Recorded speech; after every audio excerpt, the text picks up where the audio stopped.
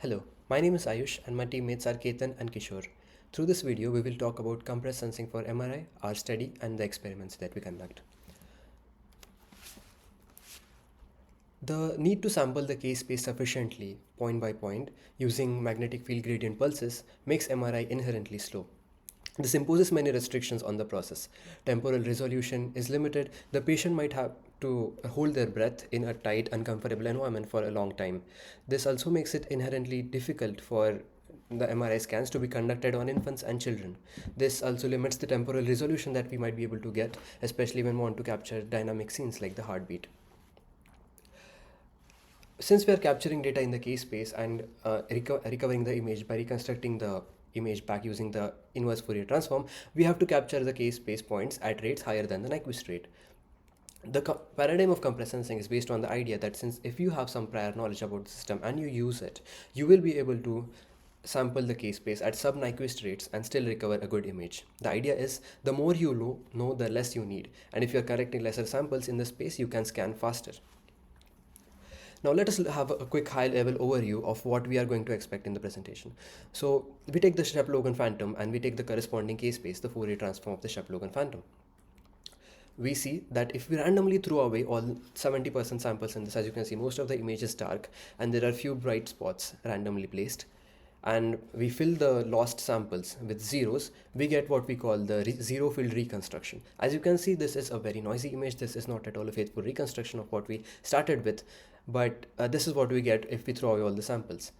The power of compressed sensing is that we can, using the algorithms that we will soon talk about, recover the image as nicely as this picture over here, even after having thrown so many of the samples from the case space. And if we are able to do this, we can show that by sampling the case space at very less points as we normally would, we can do this and hence achieve a significant speed up. We will talk about three main steps. One is incoherent undersampling, second is transform sparsity, and the third final step is nonlinear iterative reconstruction. Let us look at this. Now we understand that we should sample less points in the case space to achieve a speed up. But what if we do it using patterns that we already know of? Let's say we just take fewer lines in the case space, fewer horizontal lines. We know that this gives us aliasing artifacts and we cannot recover the image back from this. Similarly, we also know that most of the data is concentrated at the center, so why not just capture the center window and leave the high frequency components? When we reconstruct the image using this, we see that although that the image might be reconstructed perceptibly, but there are so many ringing artifacts at the edges, at the boundaries, as you can see in this part over here. None of these artifacts are desirable. So what if we come up with an idea that we started talking about random sampling? We just randomly throw away so many samples and randomly take few of those samples, in this case 30% that we are talking about. As you can see, most of it is dark and we are taking little samples here. And we get this noisy image that we have been getting so far. But the whole idea is that incoherent undersampling causes noise-like artifacts. And these are not like any of the artifacts that we saw before, aliasing or ringing. So now this has become a denoising problem. And this denoising problem will be solved in step number 2, where we talk about sparsity transforms. Over to you, Kishore. Thank you, Ayush. Yeah. So let's discuss transform sparsity. The idea of transform sparsity is that denoising a signal is easier when the signal is sparse in nature. As you can see, a sparse signal is just a signal which has a lot of zeros in it. And when you're collecting real world data, you obviously expect to see noise. So consider the violet sparse signal, which is noisy in nature. As you can see, denoising the signal is as simple as applying a threshold. And this is unlike other methods for denoising. It is only because that the signal is sparse we're able to denoise it using thresholding. But how does this relate to MR images? How can we make our MR images sparse so that we can easily denoise them? Well, the picture on your left is an angiogram MRI. It is naturally sparse. As you can see, a lot of the values are black. But typical MRI images, for example, the brain that you see here, they're not sparse, clearly. And how do we make them sparse? Well, we can transform them to another domain in which they have a sparser representation. And here, it is being done by the wavelet transform. As you can see, the right hand side picture represents the wavelet transform of the brain MRI image, and it represents the same information and is clearly much sparser, which means denoising it using simple thresholding is now possible. So now we move on to the third step, which is nonlinear iterative reconstruction. The intuition behind this is that we alternate between the denoising using simple thresholding and enforcing data consistency steps. So here we have the acquired data, and you take the inverse Fourier transform and you get a noisy image, and you take it into the wavelet transform domain where it's now sparse. So apply a threshold, denoise it, and now you apply the inverse transform, get the denoised image, apply Fourier transform to go back to the corresponding K space, and now you enforce data consistency with the acquired data, and you keep repeating this cycle in order to get the best reconstruction that you can. Now that was the intuition, but what about the theory, the actual math behind this? Well, in our undersampled image, in some sense, we're trying to fill some of the gaps that we don't know. In order to do this, we use prior knowledge, like we mentioned in the beginning. Now, this prior knowledge comes from the fact that MR images are sparse in an alternate domain. Now, based on what alternate domain we pick, we get different algorithms, and here we choose to pick the wavelet transform domain and the finite difference transform domain. And based on each of these, we have the wavelet based L1 norm minimization technique and the total variance minimization technique. And so I'll explain the math behind the wavelet based L1 norm minimization. Here, psi represents the wavelet transform and m is the reconstructed image that we want. So minimizing the L1 norm of psi of m just means that we want to minimize the wavelet transform of this image, and what that means is we're enforcing sparsity, we're maximizing sparsity. Now this is subject to the fact that our reconstructed image looks as close to our acquired data. And what does that mean? It means that the Fourier transform of our acquired data of Fourier transform of our reconstructed images looks as close to the acquired data, which is why as possible it should be as close as possible. And similarly, we minimize the different metric called total variation in the TV minimization technique. So coming to results, so this is a simulation that we did, and the following results are for the TV minimization technique. And we are showing a GIF here with GIF that shows the reconstructed image after every 10 iterations. And as you can see, by the time it reaches the 100th iteration, the picture looks extremely good. And this MSE plot on the right shows you that yes, with every iteration, the image does keep getting better. And by the time we reach the 100th iteration, the Shep-Logan phantom looks almost perfect, even though we only started out with around 30% of the samples of the total required samples. So now Ketan will explain the simulation setup and all the experiments we've run.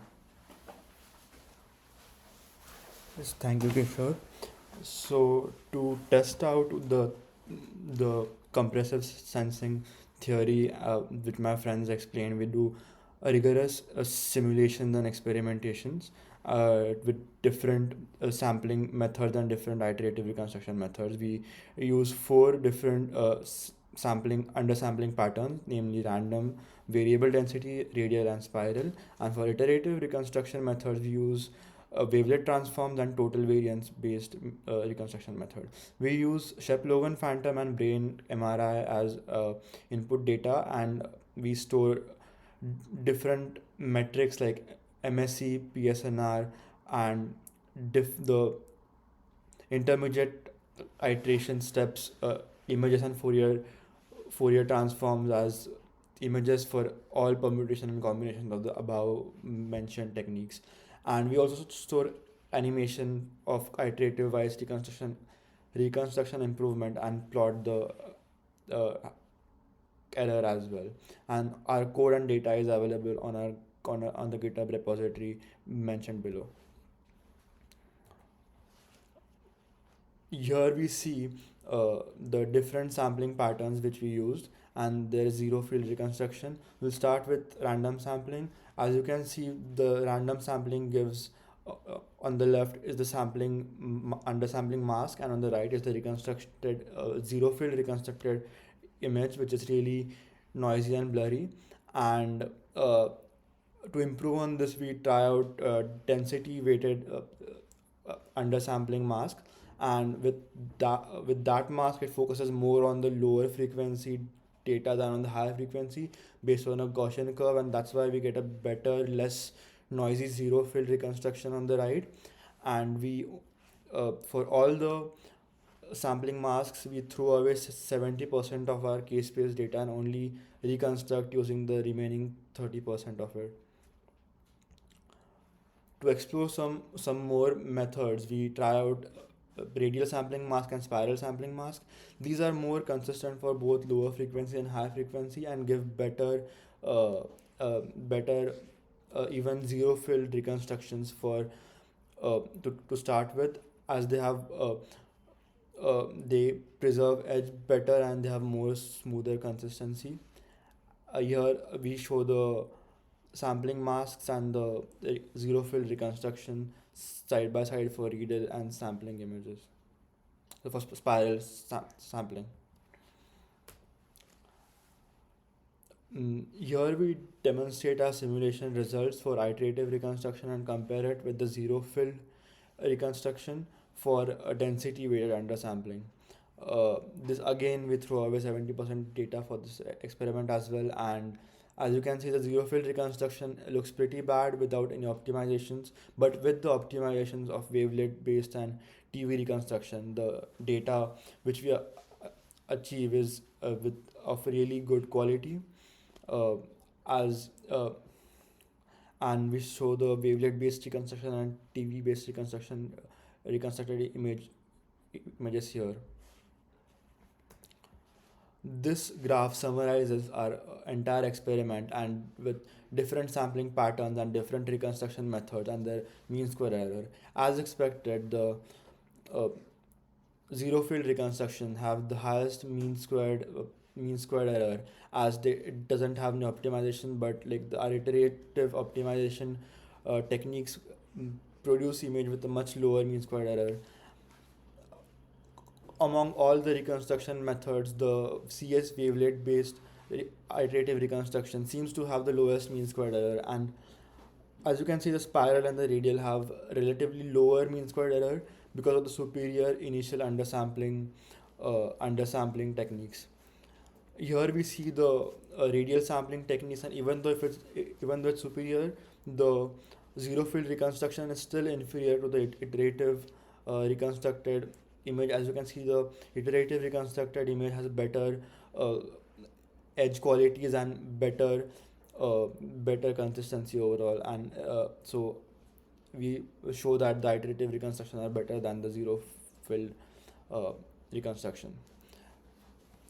That's all. Thank you guys. Thank you. Thank you. How do I stop this?